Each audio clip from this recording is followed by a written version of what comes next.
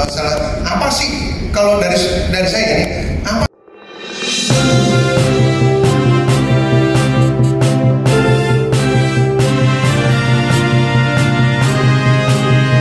perusahaan yang disebut sehat? Yang disebut sehat itu kalau ditanya orang pasti macam-macam. Kalau misalnya ditanya orang sumber daya manusia gitu ya, dia akan bilang karyawannya itu harus senyum-senyum, harus bahagia ya, harus trainingnya harus tercapai dan segala macam. Kalau orang legal semuanya aspek legal tercapai. Tapi kalau saya backgroundnya finance, saya kalau ditanya terkait kegiatan seminar hari ini ada yang bisa disampaikan, Pak? Baik, terima kasih. Selamat siang semuanya. Hari ini kita mengadakan seminar tentang perlindungan dan pengamanan aset negara yang diselenggarakan oleh Lembaga Indonesia Badan Penelitian Aset Negara. Kebetulan saya sebagai Ketua Panitia dari Departemen Satgas dan Investigasi di Rifan Prana.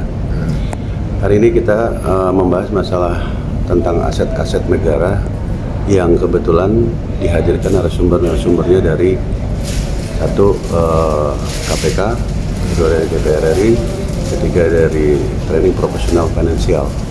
Ya, berkaitan dengan ini bahwa masih banyak aset-aset negara yang disalahgunakan, yang memang tidak sesuai dengan fungsional.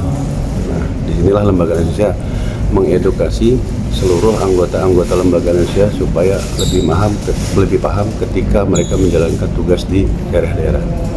Demikian. Nah, tujuannya sendiri tadi kan untuk mengedukasi juga ya masyarakat terkait aset-aset negara ini, Pak. Ya.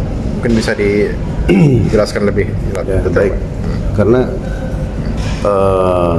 Lembaga Indonesia itu adalah gabungan dari seluruh elemen ya, masyarakat, dari pengusaha, TNI, Polri ya kan. Nah, jadi banyak anggota-anggota kita di daerah, contohnya di Dewan Pimpinan Daerah, DPD setingkat provinsi, di DPC setingkat kabupaten, baik DPAC maupun DPIRA. Kami menginginkan informasi-informasi yang benar-benar akuntabel untuk kepentingan kami seluruh anggota Lembaga Indonesia Badan Penelitian Aset Negara, khususnya Departemen Satgas dan Investigasi, untuk lebih memahami tentang apa itu yang dinamakan dengan aset negara.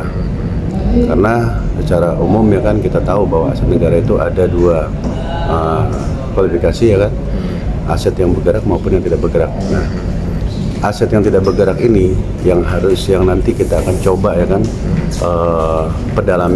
kita dalami lagi, sekiranya ini memang sesuai penggunaannya maupun pemanfaatan ini, khususnya untuk kepentingan masyarakat ya kan.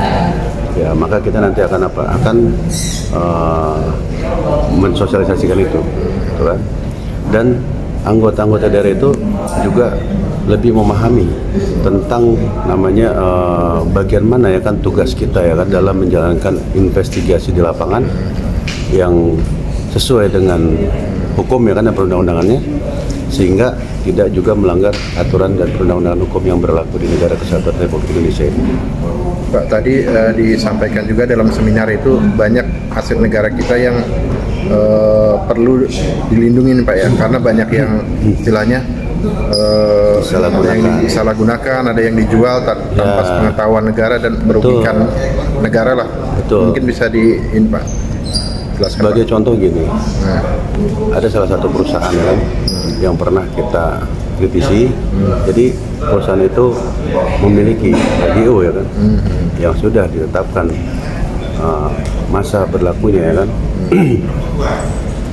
Hingga masa berlaku itu berakhir, salah satu perusahaan ini saya anggap oknum ya kan, perusahaan ini kan masih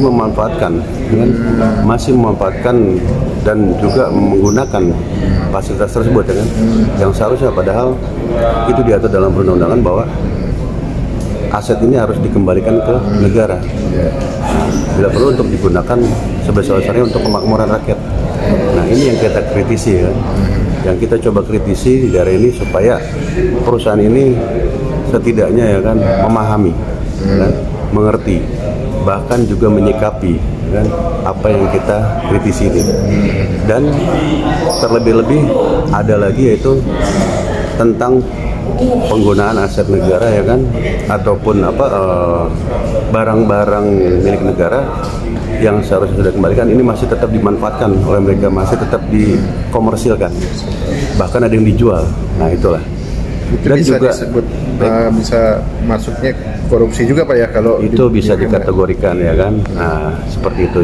Ada lagi yang mungkin saya pernah dapatan lagi ya kan di suatu daerah tingkat kabupaten ya kan. Nah itu ada aset ataupun dalam bidang tanah yang sudah memiliki sertifikat yang dimiliki oleh masyarakat juga diserobot oleh perusahaan. Nah itu hampir sekitar berapa ratus hektar lah itu ya kan. Sedangkan saya melihat ya kan bahwa mereka ini masyarakat memiliki hak atas tanah tersebut gitu loh. Tapi perusahaan masih tetap menggunakan dengan skill ataupun kemampuan dengan power ya kan. Bahkan ada juga yang menggunakan tenaga-tenaga daripada aparat. Nah, ini yang kita kritisi. Ya, seperti itu.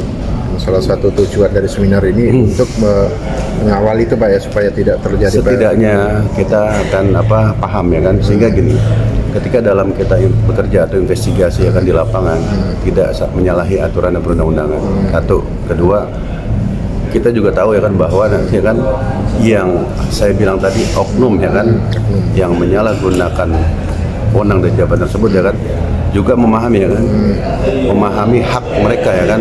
Nah, sampai berapa lama ya kan, seberapa besar ya kan, dan mereka juga harus tahu. Nah ini yang harus kita dapatkan ya kan pada saat seminar ini ya kan, dari materi-materi yang nanti akan disampaikan para narasumber. Terima kasih banyak Pak. Ya. Perusahaan yang sehat itu apa? Yang perusahaan yang sehat satu adalah yang bisnisnya growth, jadi dia operasionalnya bertambah. Yang kedua ada labanya, yang ketiga ada cashnya, yang keempat asetnya terutilisasi. Jadi asetnya itu penting. Kalau kita melihat, aset itu kekayaan Pak. Aset itu kekayaan perusahaan. Aset kita itu lebih besar Pak dari uang yang ada, ya. Dari aset yang lain. Paling besar itu aset. Namanya fixed asset. Aset itu paling besar, ya kan? Apalagi tadi Pak Victor dari Freeport gitu ya. Pasti Freeport juga controlling asetnya sangat ketat. Aset selisih sedikit aja menjadi masalah, gitu ya. Nah, jadi itu tadi Pak. Jadi asetnya itu, jadi saya balik lagi ya. Terakhir tadi sampai kita di monitoring aset. Yang berikutnya perlindungan aset Pak. Aset itu harus dilindungi ya. Pengamanan itu pertama dari sisi fisik. Fisiknya itu berarti apa? Aset itu harus tahu keberadaannya, harus tahu kondisinya Pak. Jangan sampai kita melihat kondisinya, asetnya ada di catatan Pak. Tapi nggak tahu nih asetnya ada di mana, nggak tahu kondisinya masih bisa dipakai atau tidak. Jadi waktu kita melakukan opening tadi aset tersebut, ya selain kita mencocokkan antara fisik aset tersebut, juga melihat kondisinya. Insurance harus ada asuransinya. Yang kedua ya harus ada prosedur pengelolaan aset tersebut, harus ada SOP-nya Pak, harus ada juklaknya.